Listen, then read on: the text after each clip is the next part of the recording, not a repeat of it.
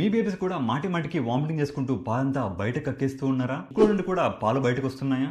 అయితే నేను చెప్పే ఈ 5 కామన్ మిస్టేక్స్ని అవాయిడ్ చేయండి. ఈ రీల్ని ఇప్పుడే సేవ్ చేసుకోండి. First mistake, over feeding. ఎంత కావాలో అంతే ఇవ్వండి. ఎక్కువ ఇచ్చినట్టయితే వామిటింగ్ రావచ్చు. సెకండ్ మిస్టేక్, ఫీడింగ్ ఇచ్చిన తర్వాత భుజం పైన వేసుకుని 15 నుంచి 20 నిమిషాల పాటు ప్రాపర్గా బర్పింగ్ చేయండి. థర్డ్ మిస్టేక్, పడుకోబెట్టేటప్పుడు ఫ్లాట్గా పడుకోబెట్టడం. ఇలా కూడా చేయదు. ఇలా చేస్తే రిఫ్లెక్స్ వల్ల పాలు అనేవి బయటకు వచ్చి మిల్క్ కక్కేస్తూ ఉంటారు. దీన్ని తగ్గించడానికి తలభాగం అనేది కొద్దిగా ఎత్తుగా ఉండేలా చూసుకోండి. ఫోర్త్ మిస్టేక్, బేబీస్కి ఫార్ములా ఫీడింగ్ యూస్ చేస్తున్నట్టయితే మాటికి మార్చకండి. ఎందుకంటే బేబీస్ యొక్క స్టమక్ ఇంకా ఇంటెస్టైన్ అనేవి చాలా సెన్సిటివ్. ఒక్కసారి ఫార్ములా ఫీడింగ్కి అలవాటు పడడానికి 5 నుంచి 7 రోజుల పాటు కూడా పట్టొచ్చు.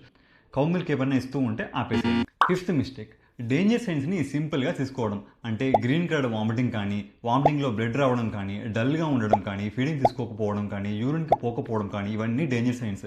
ఇలాంటివి ఏమైనా ఉంటే వెంటనే మేము పీడియాట్రిషియన్ని సంప్రదించాలి. ఈ 5 మిస్టేక్స్ అవాయిడ్ చేస్తే చాలామంది పిల్లలు కక్కడం అనేది తగ్గుతుంది. ఈ రీల్ని మీ ఫ్రెండ్స్ అండ్ ఫ్యామిలీకి షేర్ చేసి రీపోస్ట్ చేయండి. ఇలాంటి సింపుల్ అండ్ ట్రస్టెడ్ ఇన్ఫర్మేషన్ కోసం మన ఛానల్ని వెంటనే ఫాలో చేయండి. నేను మీ డాక్టర్ హర్షవర్ధన్. Thank you.